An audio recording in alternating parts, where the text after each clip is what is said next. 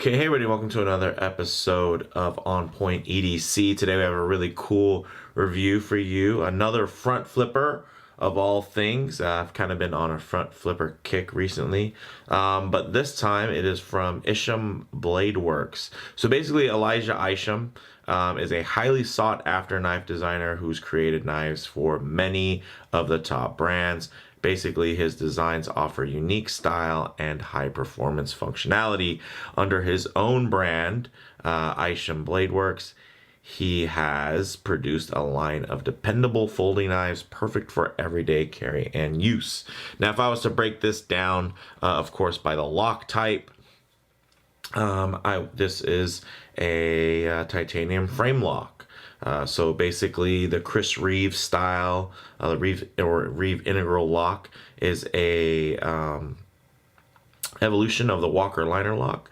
Of course, this has a titanium handle with an integrated frame lock into it, so no liners or anything like that. This particular model is called the Abstruse.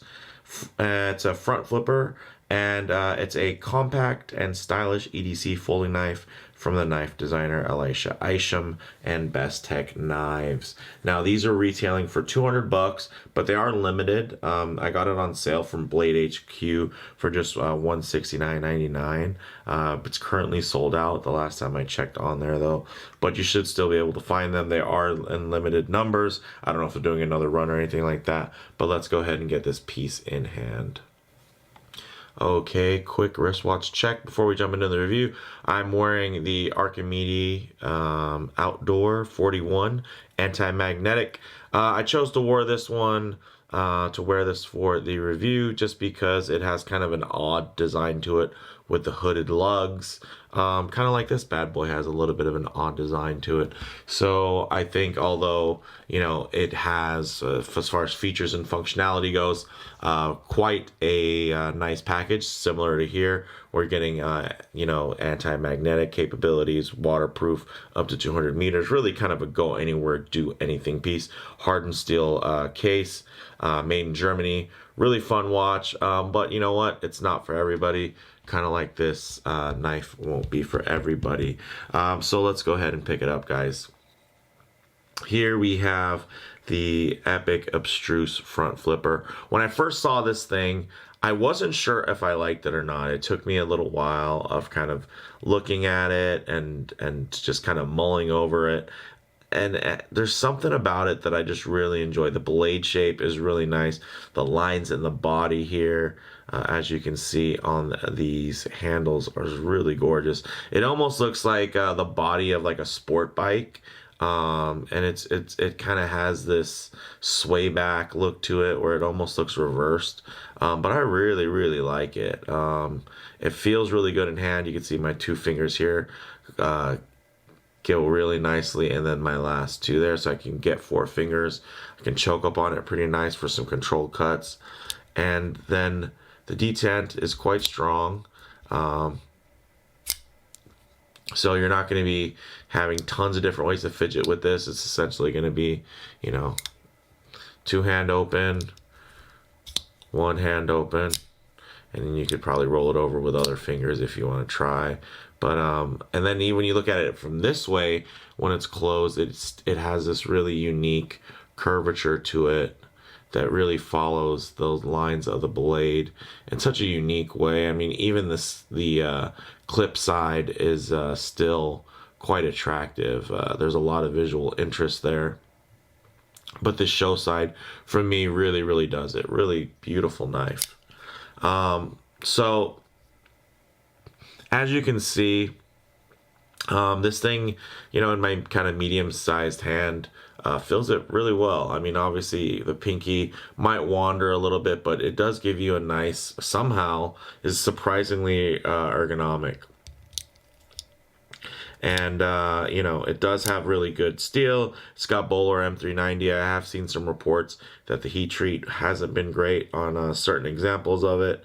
But for me, honestly, it's not like I picked this up to be a hard user. It's definitely something to carry around, have fun with. Like most front flippers, just something to fidget with, and then cut open mail or boxes if you need to.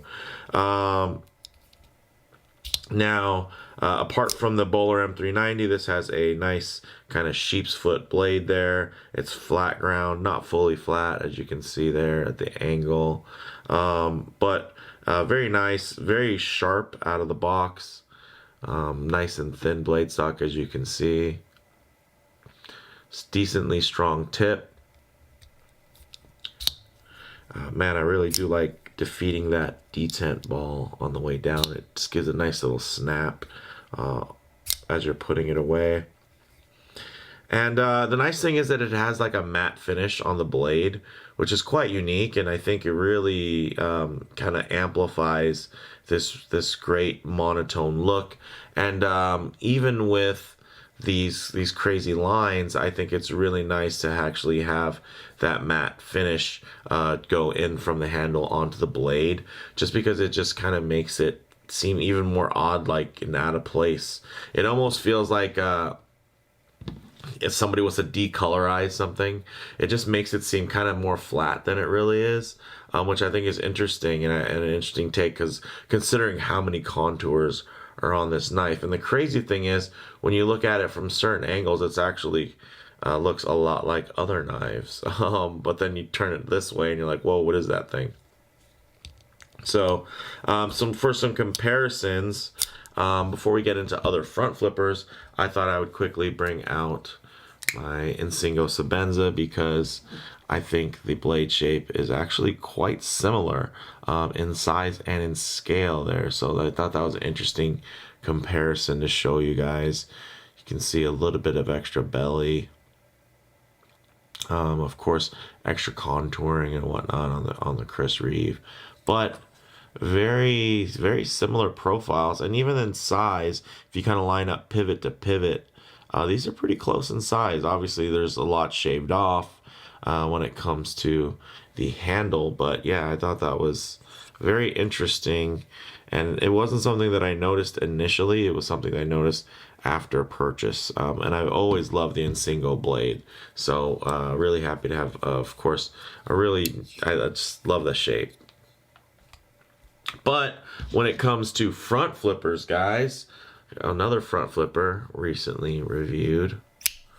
This one is also an M390. Let me give it a quick wipe for you guys. We do have the front flipper trapper from Pena's X series.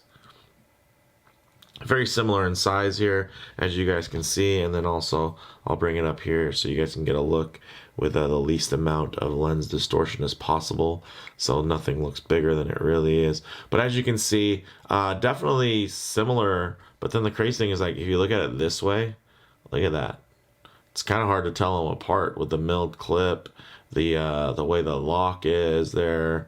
I mean, although this is a bolster lock, I'll give you that, but I mean, it's crazy how similar these are at this aspect, and then just completely different at this aspect.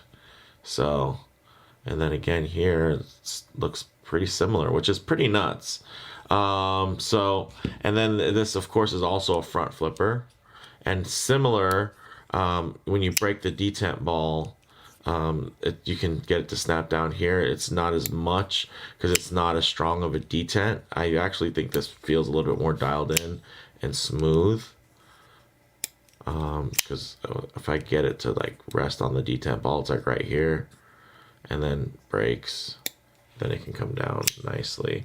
Or it actually is so smooth that if I was to do that, it could just fall, but I can't really hold the lock bar out of the way very long.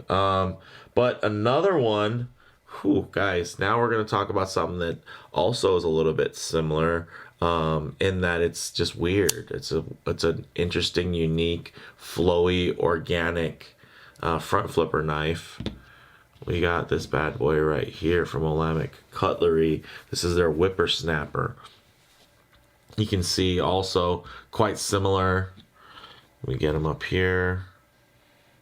Similar in size. You know, here you get the big front finger choil, so you're going to get a little bit less of a cutting edge there, but you're going to get more handle and you're going to get a little bit more grip. And then you look at it from this angle, you can see the length difference there. A little bit more pronounced.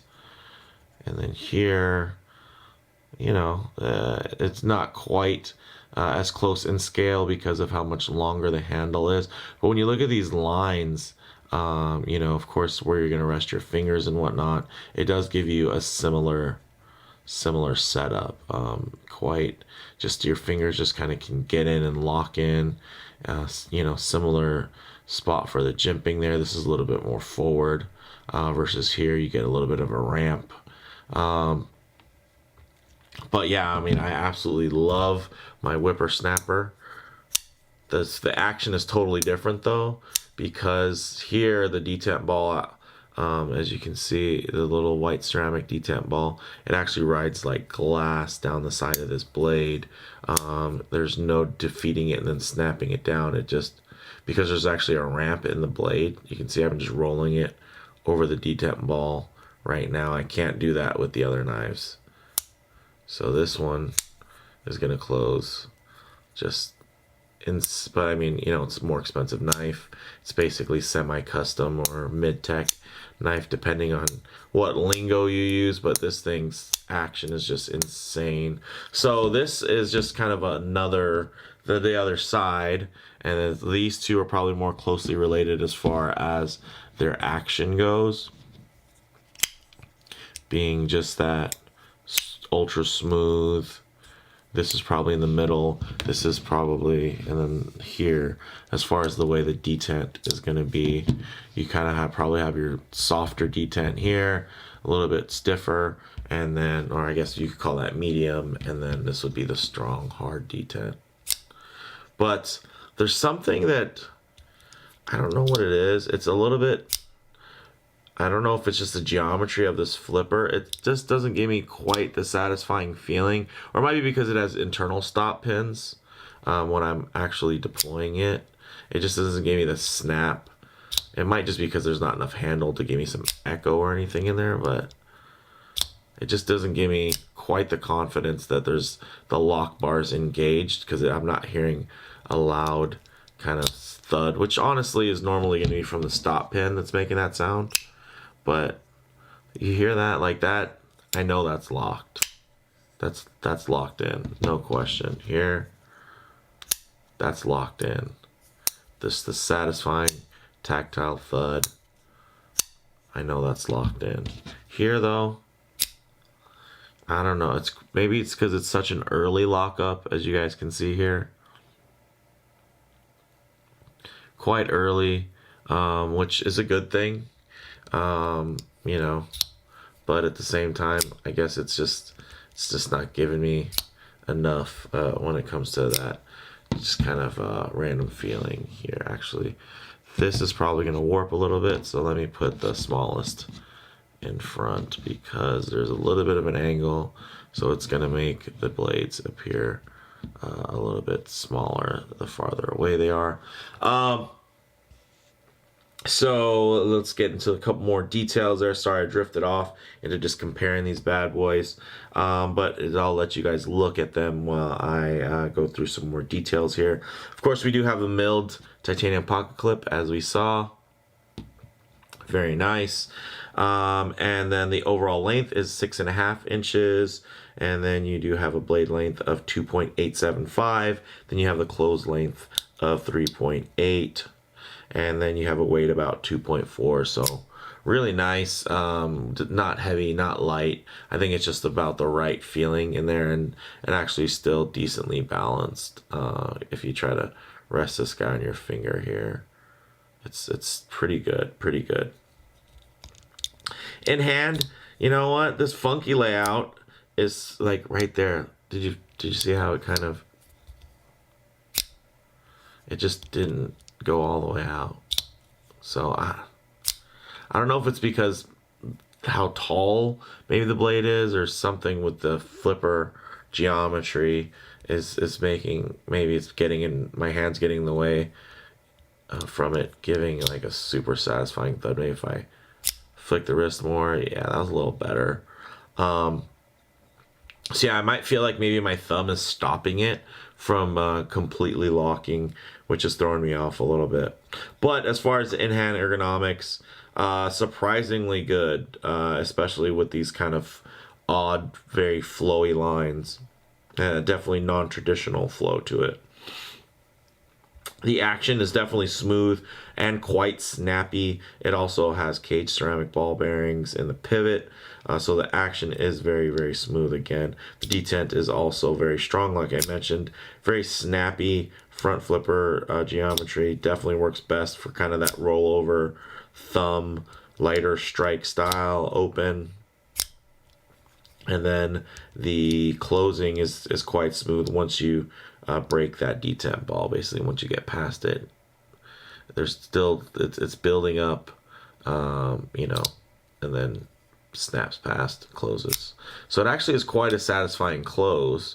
Although I guess the open isn't quite as satisfying, because it does give you that kind of snappy shut action to it. And if I actually just manually try to bring it down slow, let's see how it. That's a decent thud. Yeah, that's nice. All right, rambling on. In pocket, of course, it's very slim and unobtrusive. It does have a little bit more shape to it, but once you realize that, of course, it also has a lot of shape cut out of it in the handle, it makes you realize that it's actually not too different. It just obviously has a bit of a different curvature to it. So you put them like this is curving one way, so it'd be more similar to this curvature, with the bend there, and then in a comparison here, definitely smaller footprint with this one, and then the curvature is kind of reversed basically when you look at it. So I'm loving front flippers right now. Maybe I should just do like a front flipper video. But you know, as far as model variants go on this guy, you do get, this is the full frame lock, and then there's also a carbon fiber handled liner lock as well. So if you want to get this thing even lighter weight, that's up to you. As far as comparable models go, you know, I'd say probably apart from other Elijah Isham designs, which there's a ton of them that are out there, you know, these would be obviously good comparables. So let me whip them out. But of course at much higher price points, the Olamic being the most expensive, and then the Pena being second, and then here being the cheapest, and probably the most readily available, although these are, I believe these are limited to 200 of each variant. So once those sell out, I don't know if they're gonna do more. These ones sold out pretty much within minutes of them being posted. And then this is basically a semi-custom, so everything was spec'd out and ordered from Olamic. So this was kind of my take on what I wanted to see from them, and it was actually really interesting to kind of stumble upon this knife after getting this. Basically, this Pena set me down a path of small front flippers, and that just took me here. And this thing is such a nice kind of complementary piece to these three guys here in this set, because they're all just a lot of fun and really the perfect size. You know, bottom line, you're getting Elijah Isham's signature and very in high demand design aesthetic in a very compact package at a high spec, right? Because you're getting bearings, you're getting the internal stop pins, you're getting titanium frame lock, milled pocket clip, M390 blade steel, and this is all from a designer that like people are dying to spend money on.